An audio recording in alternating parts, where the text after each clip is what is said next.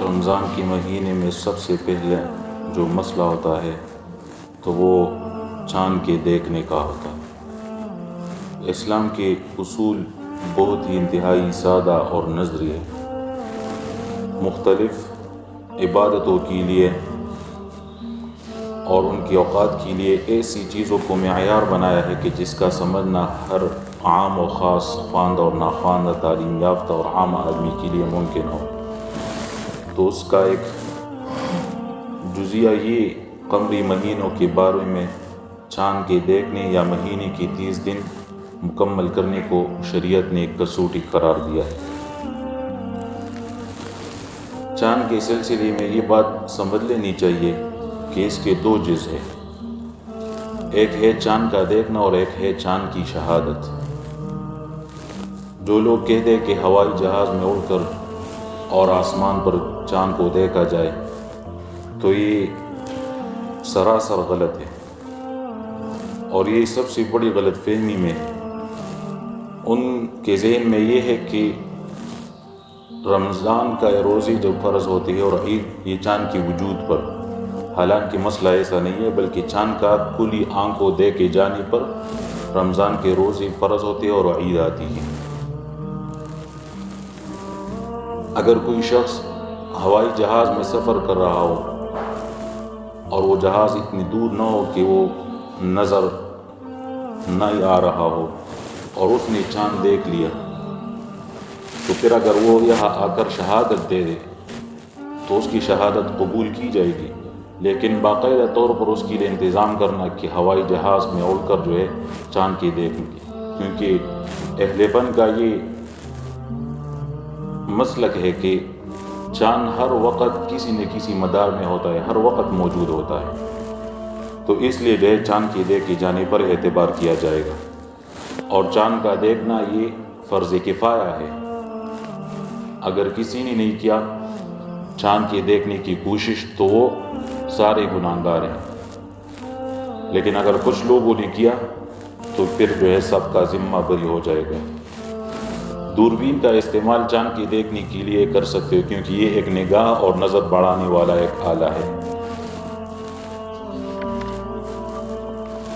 چاند کے بارے میں نجومی کی رائے کا اعتبار نہیں ہے، اسی طرح پنڈت جو ہوتا ہے ہندو کا، ان کے رائے کی بھی اعتبار نہیں ہوتا۔ شہادت میں یہ بات جان لینی ضروری ہے کہ خبر اور شہادت یہ دونوں الگ الگ چیزیں ہیں۔ بات ایسے ہوتی ہے کہ خبر ہونے کی حیثیت سے تو معتبر اور قابل اعتماد ہوتی ہے، مگر شہادت کی حیثیت سے وہ قابل قبول نہیں ہوتی۔ اور یہ صرف اسلام میں نہیں ہے بلکہ دنیاوی امور میں بھی اس میں فرق ہے۔ مثلا ٹیلی فون، ریڈیو، ٹی وی، اخبارات کے ذریعے سے جو خبریں آتی ہیں، اگر ان کا معتبر ہونا معلوم ہو تو خبر کی حیثیت کے اعتبار سے ساری دنیا میں قبول ہوتی ہے اور بہت سارے کام اس پر انجام پاتے ہیں۔ لیکن اگر کسی مقدمے یا معاملے کی شہادت کی حیثیت سے ان خبروں کو دنیا کی عدالت میں کوئی بھی تسلیم نہیں کرتا، بلکہ خود مجسٹریٹ کے سامنے حاضر ہو کر شہادت دینی ہوتی ہے۔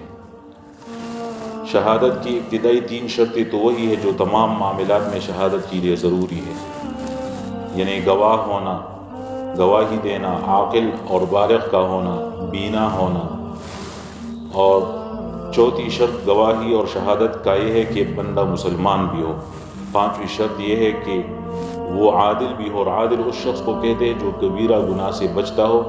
اور صغیرہ گناہ پر اصرار نہ کرتا ہو۔ 6ٹھی شرط یہ بھی ہے کہ وہ شہادت کی مجلس میں شہادت کا لفظ کہے کہ میں گواہی دیتا ہوں، اسی لفظ کے ساتھ جو ہے وہ گواہی دے گا۔ اور 7ویں شرط یہ ہے کہ جس واقعہ کی شہادت دے رہا ہے وہ بذات خود اس نے دیکھا ہو، اس کا مشاہد ہو، صرف سنی سنائی بات پر اعتبار نہیں ہوگی۔ اور 8ویں شرط یہ ہے کہ قضا کے مجلس میں ہو۔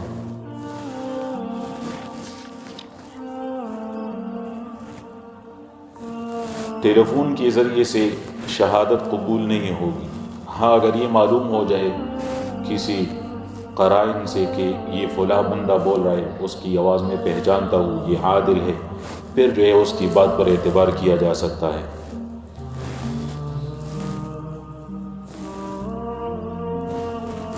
جن ممالک میں فضا ہمیشہ ابر آلود رہتی ہے، مثلا برطانیہ، تو وہاں رؤیت شہادت کا امکان ہی نہیں ہوتا، تو اسی وجہ سے جو ہے وہاں شہادت ہلال کی صورت یہ ہوگی کہ ان کو جب یہ علم ہو جائے کہ پوری ایک کمیٹی تشکیل دی گئی ہے اور وہ ریڈیو کے ذریعے سے یقینی خبر ہمیں دیں گے کہ روزہ ہے، تو پھر اس پر عمل کرنا ضروری ہے۔ اگر کسی آدمی نے رمضان کے چاند کو خود تنہا دیکھ لیا اور اس کی شہادت قبول نہیں کی گئی، تو باقی ساری نے اس کی شہادت پر روزہ نہیں رکھا، تو وہ بذات خود روزہ رکھ لے۔ پھر اگر بالفرض اس نے 30 روزے مقرر کر دیے، پوری کر لیے، اور عید کا چاند نظر نہیں آیا، تو اس کے لیے ضروری یہ ہے کہ وہ شروع میں تو روزہ رکھ کے، اور مسلمانان عالم نے اس کی شہادت قبول نہیں کی، لیکن اس نے 30 روزے پوری کر لیے، تو 31ویں دن جو ہے وہ روزہ رکھ کے نہ رکھے لیکن عید بھی نہیں کرے، مسلمانان عالم کے ساتھ جو ہے ان کی عادت کے مطابق رہے۔ دوسری کہ چاند کے دیکھنے کا اعتبار جو کیا جاتا ہے وہ غروب کے بعد، اکثر لوگ عصر کی نماز کے بعد چاند دیکھنے کے لیے بیٹھ جاتے ہیں مغرب تک، تو اس چاند کا اعتبار نہیں کیا جاتا، بلکہ غروب کے بعد جو چاند نظر آئے تو اس چاند کا اعتبار کیا جاتا ہے۔ روزے کا تعلق یہ چاند سے رکھنے میں یہ بھی حکمت ہے کہ آدھی دنیا پر سردی کا موسم ہوتا ہے اور آدھی پر گرمی کا حصہ ہوتا ہے، کیونکہ چاند کا مہینہ بدل بدل کر آتا رہتا ہے، اس لیے اگر چند سال دنیا کی مسلمانوں نے گرمی کے موسم کے روزے رکھے تھے تو چند سال سردی کے موسم میں روزے رکھنے کو مل جاتے ہیں۔ لیکن اگر اس کو یہ قمری اعتبار سے ہوتا ہے، اگر شمسی اعتبار سے اس کو مقرر کر دیں تو پھر ہمیشہ ایک ہی موسم میں روزے رکھنے پڑتے، تو یہ ایک بہت بڑی جو ہے حکمت ہے اس میں۔ بعض لوگ مسلمانان جو ہے یہ غلطی کرتے ہیں کہ وہ 29ویں کا چاند نہ ہونے کی تمنا کرتے ہیں، تو یہ تمنا شاعر اسلام کے خلاف ہے، کیونکہ ہمارے اوپر ماہ رمضان المبارک کے روزے رکھنے فرض ہے۔